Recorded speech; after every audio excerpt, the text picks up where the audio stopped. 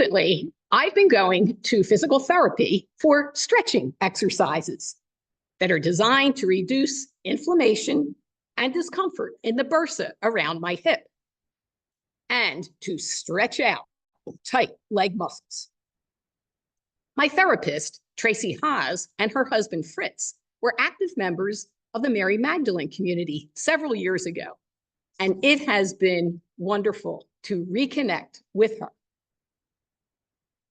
Tracy said that it's very important to exercise, but that exercise tightens up our muscles over time.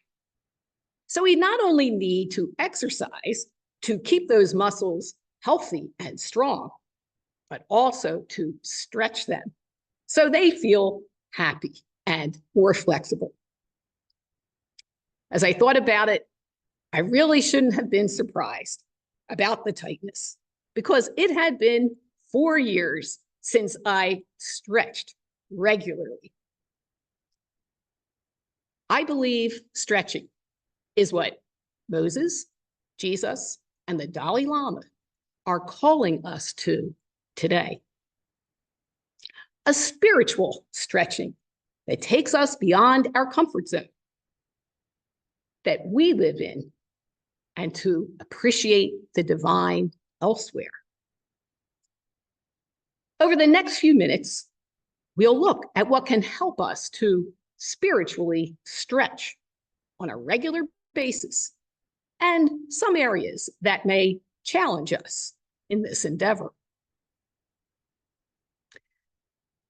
I want to begin by offering 2 spiritual stretching exercises that can help us see beyond the strong lines we may have drawn or fences that we may have placed around our thoughts and opinions.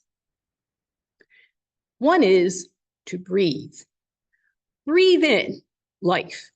Breathe in openness. Breathe in courage. Breathe in trust.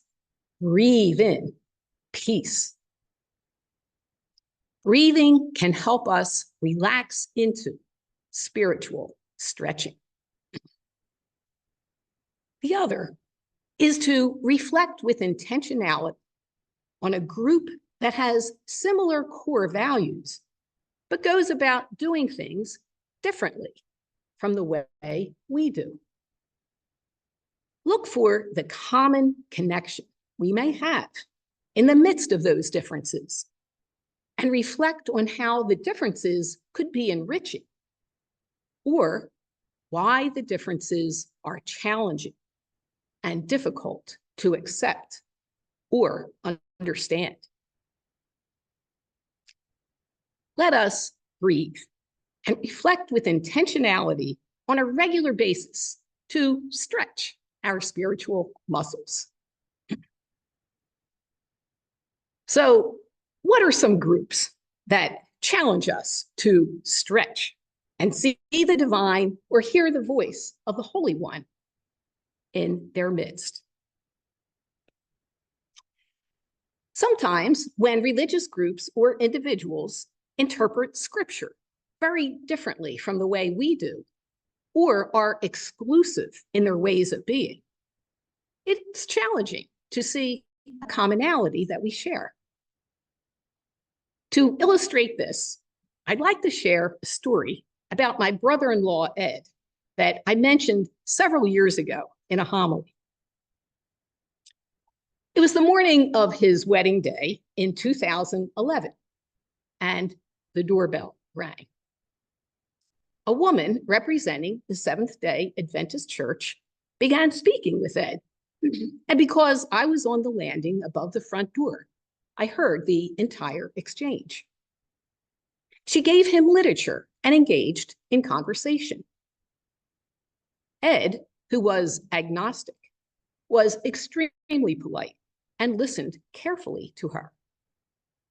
Honestly, he was infinitely more patient than I would have been.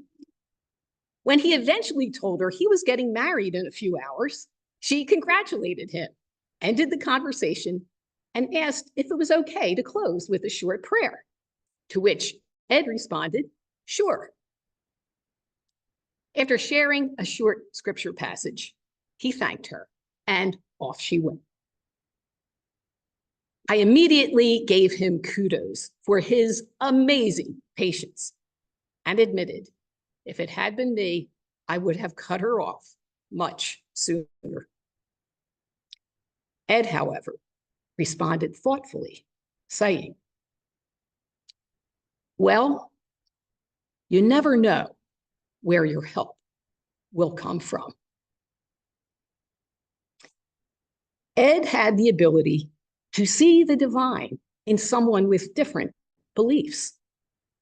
His response embodied Jesus's words, anyone who isn't against us is with us. And he regarded her as a guide for the path, in the words of the Dalai Lama. That conversation continues to be a reminder to me and is a reminder to all of us to breathe in openness and to reflect with intentionality on our shared connection. In this case, reaching out with care and love.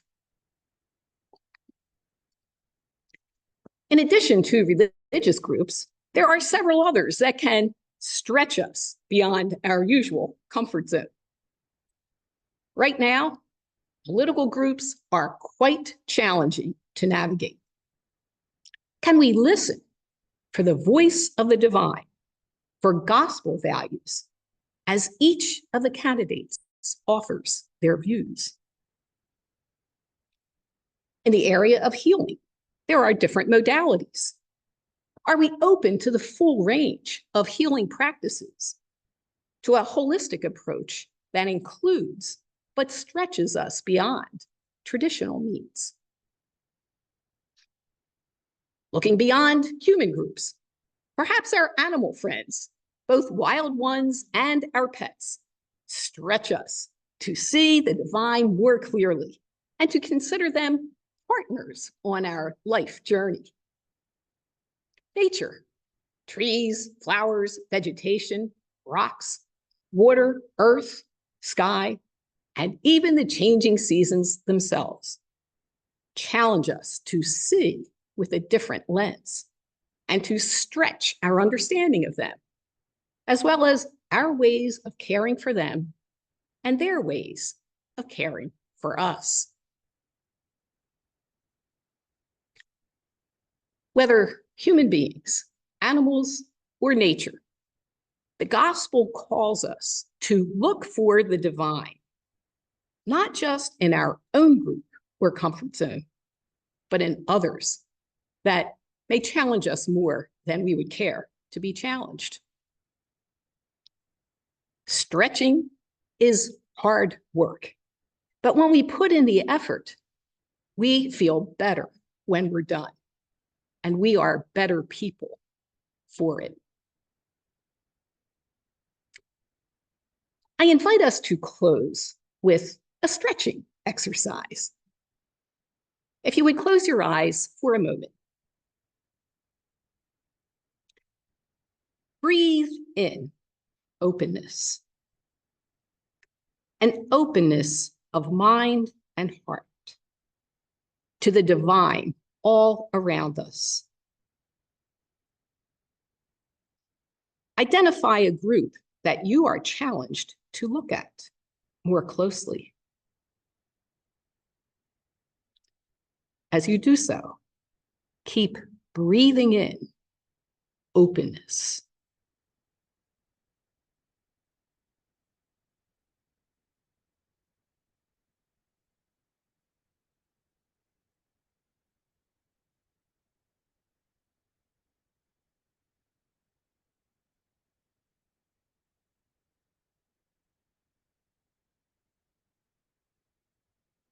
When you are ready, please open your eyes.